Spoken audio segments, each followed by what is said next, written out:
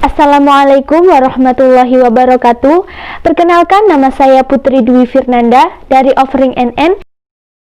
Saya akan mempresentasikan materi mengenai bentuk-bentuk pasar.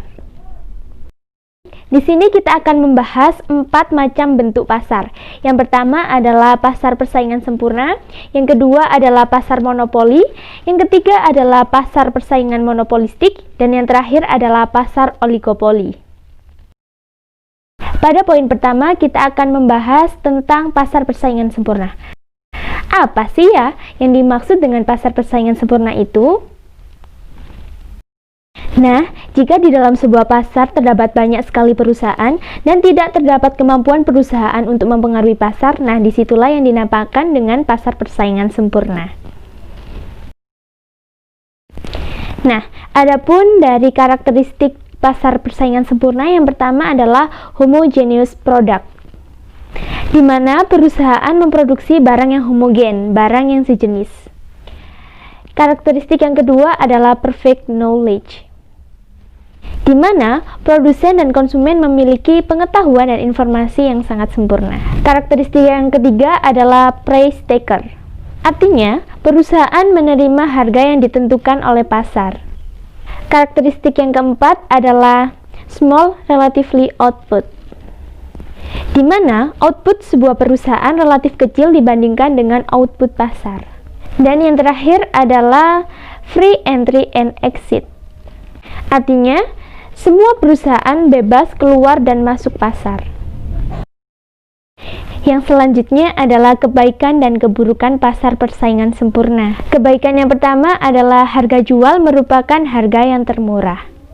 Yang kedua adalah jumlah output yang paling banyak sehingga rasio output per penduduk maksimal. Yang ketiga, membuat masyarakat merasa nyaman karena tidak mengalami kesulitan ketika membeli produk, karena produk yang dipasarkan di pasar persaingan sempurna bersifat homogen. Poin yang keempat adalah konsumen terhindar dari penipuan karena konsumen memiliki pengetahuan yang sempurna. Adapun keburukan dari pasar persaingan sempurna ialah poin yang pertama adalah kelemahan dalam kesesuaian asumsi dengan fakta. Adapun poin yang kedua adalah perolehan laba hanya sebatas laba normal. Dan yang terakhir adalah konflik efisiensi dan keadilan. Mengapa? Karena persaingan yang terjadi antar negara, maka yang memenangkan persaingan pasar ialah perusahaan yang berada di negara maju, karena mereka pasti memiliki operasi yang lebih efisien. Baik, selanjutnya adalah permintaan dalam pasar persaingan sempurna. Berikut adalah kurva permintaannya. Nah, di mana tingkat harga di dalam pasar persaingan sempurna ditentukan oleh kekuatan dari permintaan dan penawaran. Nah, di mana konsekuensinya kurva permintaan suatu perusahaan berbentuk garis lurus sejajar horizontal dengan sumbu jumlah. Di mana secara hipotesis sebuah perusahaan dapat menjual berapapun barang dengan harga yang telah ditentukan oleh pasar. Di mana penerimaan total atau total revenue sama dengan jumlah output dikali dengan harga jual. Karena harganya tetap, maka penerimaan rata-rata atau AR dan marginal permintaan atau MR sama dengan harga jual. Kurva penerimaan total berbentuk garis lurus dengan sudut kemiringan positif yang bergerak dari koordinat 0,0. Ada 2 syarat keseimbangan jangka pendek. Baik, untuk poin yang pertama adalah perusahaan hanya berproduksi paling tidak bila biaya variabel sama dengan penerimaan total atau biaya variabel rata-rata sama dengan harga. Poin yang kedua adalah perusahaan memproduksi pada saat MR sama dengan MC agar memperoleh laba maksimum atau menderita kerugian yang minimum.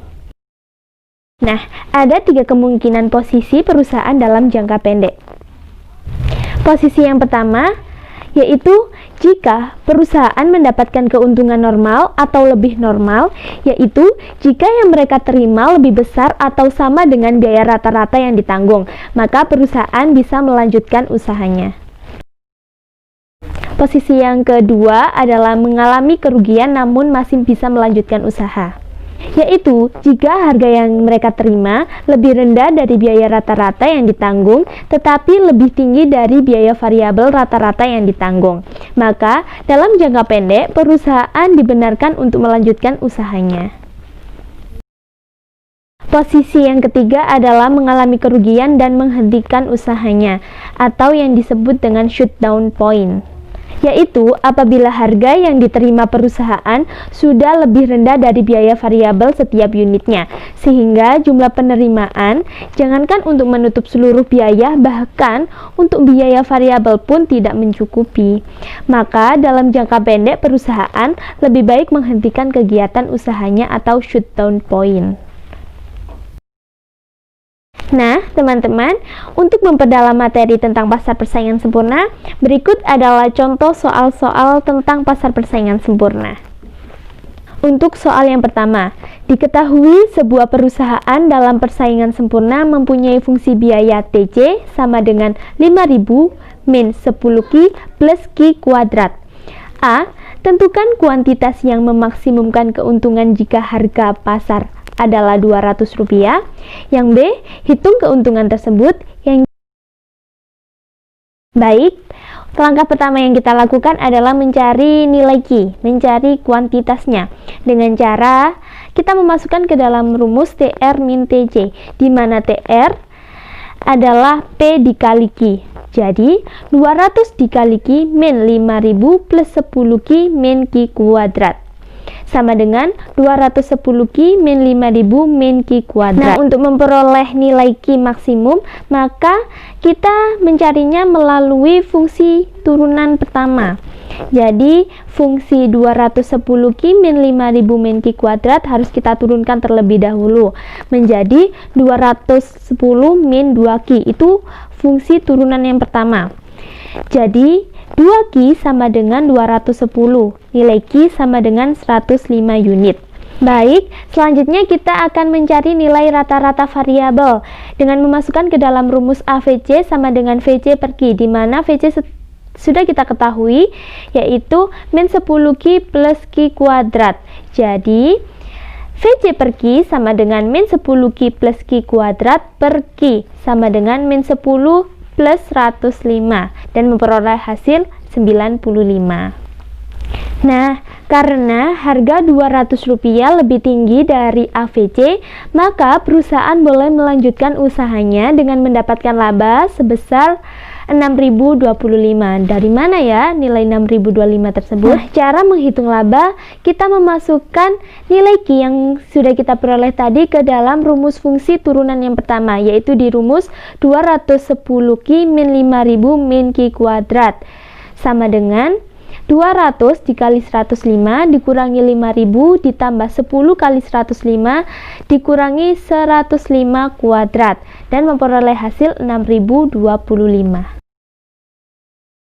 Baik, poin yang selanjutnya adalah kurva penawaran jangka pendek. Kurva penawaran dalam jangka pendek pada pasar persaingan sempurna adalah sepanjang kurva MC yang berada di atas AVC. Semakin tinggi harga, maka akan semakin banyak jumlah barang produsen yang ditawarkan, sesuai dengan hukum penawaran. Poin yang kedua adalah bentuk pasar monopoli. Apa sih ya yang dimaksud dengan pasar monopoli itu? Jadi, definisi dari pasar monopoli adalah suatu bentuk pasar di mana dalam suatu industri hanya terdapat sebuah perusahaan dan produk yang dihasilkan tidak memiliki pengganti yang sempurna. Itulah yang dinamakan dengan pasar monopoli. Adapun karakteristik dari pasar monopoli ialah, poin yang pertama, pasar monopoli adalah industri dengan satu perusahaan. Yang kedua, tidak memiliki pengganti yang sempurna. Yang ketiga, tidak terdapat kemungkinan bahwa perusahaan baru dapat memasuki industri. Yang empat, dapat menguasai penentuan harga. Yang terakhir adalah promosi tidak perlu dilakukan. Apa saja ya faktor yang mempengaruhi terbentuknya pasar monopoli? Untuk poin yang pertama adalah perusahaan memiliki kemampuan atau pengetahuan khusus yang memungkinkan memproduksi secara efisien. Yang kedua, efisiensi yang tinggi memungkinkan perusahaan mempunyai biaya yang menurun. Yang ketiga, perusahaan memiliki faktor produksi baik sumber daya alam, manusia maupun lokasi produksi. Yang keempat adalah adanya undang-undang dan pemberian hak khusus untuk bertindak sebagai monopoli, seperti BUMN sebagai agen tunggal, pemilik lisensi, dan pemilik waralaba. Yang kelima, memiliki hak paten atau hak cipta atas suatu produk. Yang selanjutnya adalah permintaan dan penerimaan monopolis. Permintaan output perusahaan merupakan permintaan industri. Perusahaan memiliki kemampuan mempengaruhi harga pasar dengan mengatur jumlah outputnya. Selanjutnya adalah keuntungan maksimum monopoli. Yang pertama, pendekatan total atau total approach, yaitu jika selisih positif TR dikurangi TC adalah terbesar. Pendekatan marginal atau marginal approach, yaitu jika dipenuhi syarat MR sama dengan MC atau MR dikurangi MC, menghasilkan angka positif terkecil. Statement yang pertama, monopoli tidak selamanya mendapatkan laba di atas normal. Karena pada saat keseimbangan MR sama dengan MC, monopoli bisa saja hanya mendapatkan laba normal jika P sama dengan AC, atau bahkan mengalami kerugian jika P kurang dari AC. Kemudian, daya monopoli. Salah jika menilai monopoli adalah perusahaan yang memiliki kekuatan tanpa batas. Monopoli memiliki daya untuk melakukan eksploitasi pasar dalam rangka mencapai laba maksimum. Rumus untuk mencari indeks Lerner, L sama dengan P dikurangi MC per P. Apa saja sih yang mempengaruhi faktor indeks Lerner? Indeks Lerner dipengaruhi oleh 3 faktor. Yang pertama adalah elastisitas permintaan. Yang kedua, jumlah perusahaan dalam pasar. Dan yang ketiga adalah interaksi antar perusahaan. Monopoli alamiah yaitu sebuah perusahaan yang menjadi monopolis bukan karena undang-undang atau perlindungan, tetapi karena berusaha dengan sangat efisien sehingga biaya marginalnya di bawah biaya rata-ratanya. Semakin banyak outputnya justru semakin efisien.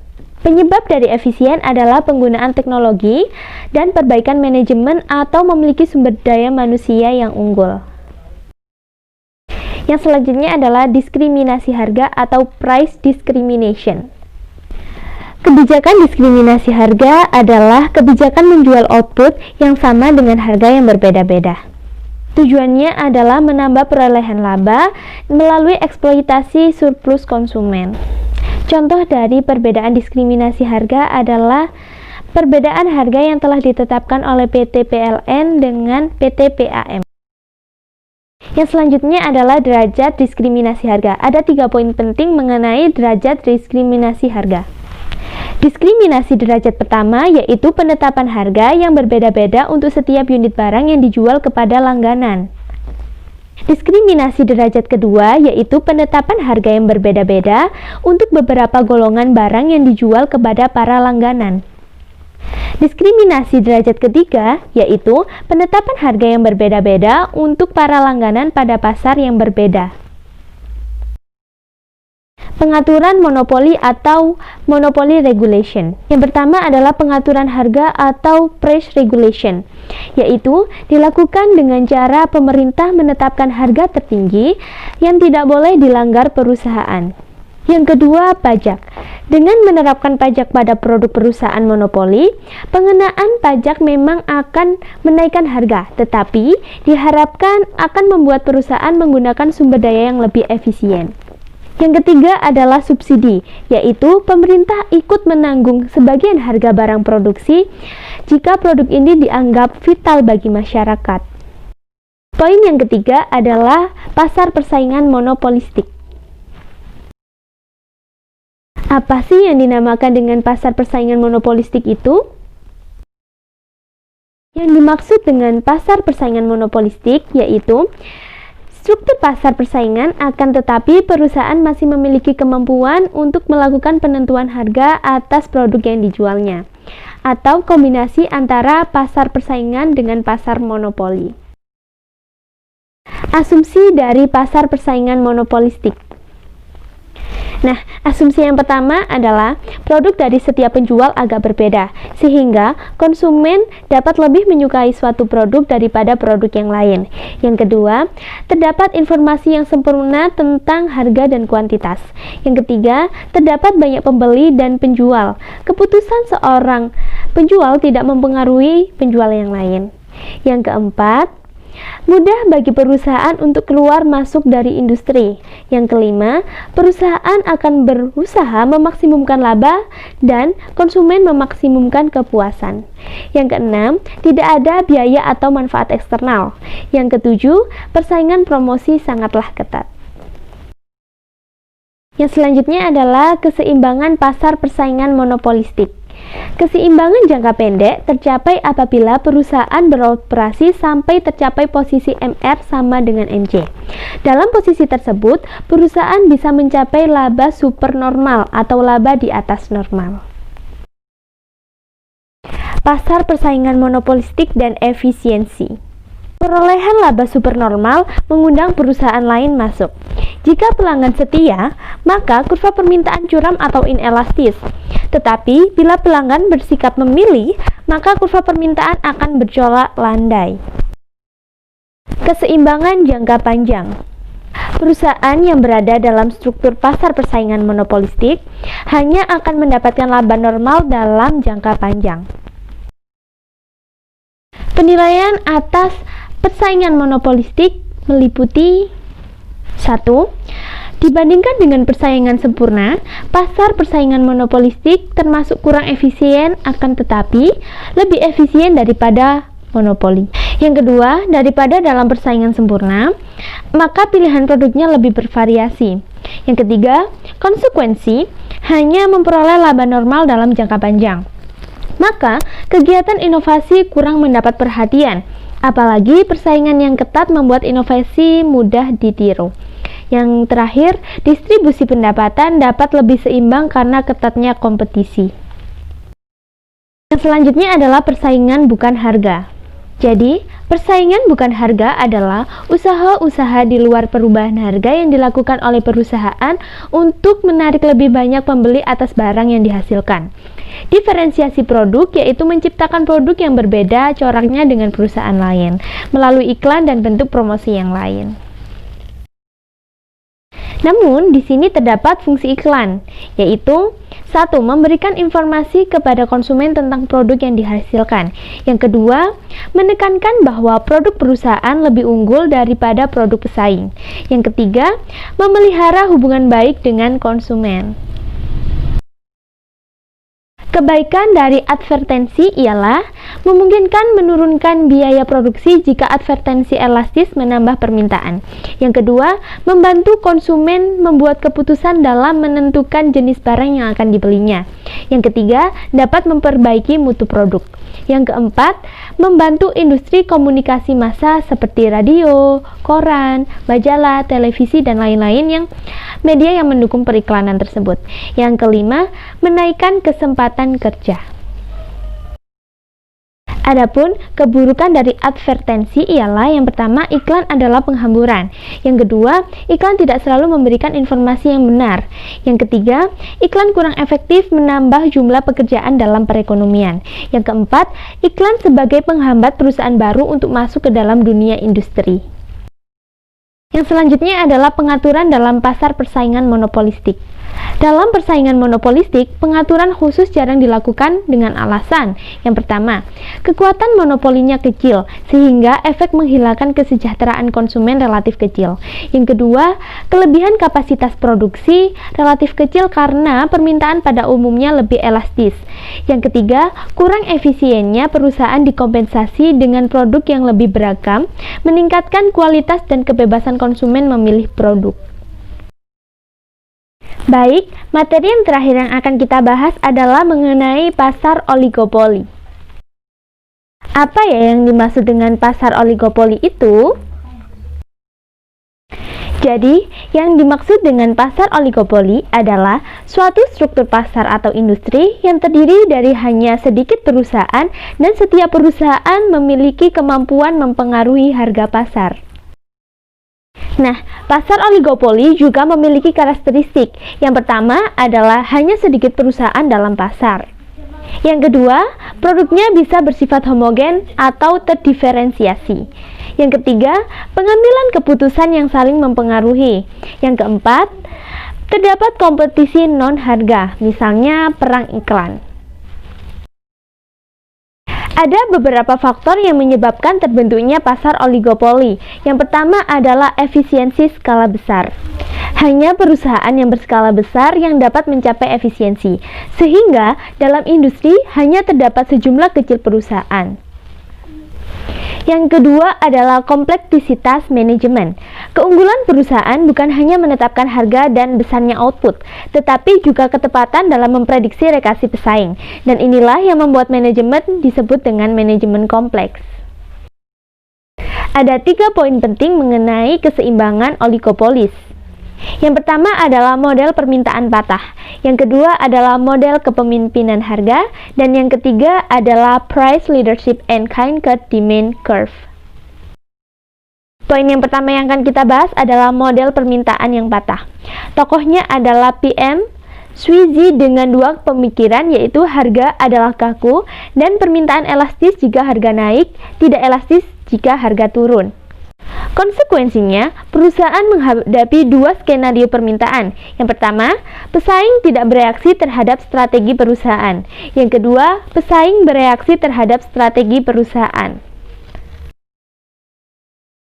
Baik, materi yang selanjutnya adalah tentang duopoli. Apa ya yang dimaksud dengan duopoli itu? Jadi, yang dimaksud dengan duopoli adalah model khusus oligopoli di mana dalam suatu perusahaan hanya terdapat 2 perusahaan yang terkenal, antara lain model Cournot dan model kepemimpinan Stelberg. Untuk model Cournot, keseimbangan duopolis MC sama dengan 0. Keseimbangan duopolis bila output masing-masing monopolis adalah separuh dari jumlah permintaan pada saat harga sama dengan 0. Asumsi yang dipakai adalah output perusahaan yang satu telah ditetapkan dan tidak berubah. Sedangkan model kepemimpinan Stelberg, bedanya dengan Cournot adalah terdapat sebuah perusahaan yang berinisiatif menentukan jumlah outputnya. Perusahaan kedua hanya sebagai follower saja. Nah, yang selanjutnya adalah hambatan untuk masuk ke dalam industri oligopoli. Apa saja ya hambatannya? Yang pertama, perusahaan yang lama telah menikmati skala ekonomis. Yang kedua, terjadinya perbedaan biaya produksi seperti pengalaman, keterampilan, dan akses finalisasi dan lain-lain. Yang ketiga, karakteristik produk perusahaan lama lebih baik atau lebih terkenal, lebih canggih atau produknya lebih beragam. Sekian presentasi dari saya mengenai materi bentuk-bentuk pasar. Apabila ada kurang lebihnya, saya mohon maaf sebesar-besarnya. Wassalamualaikum warahmatullahi wabarakatuh.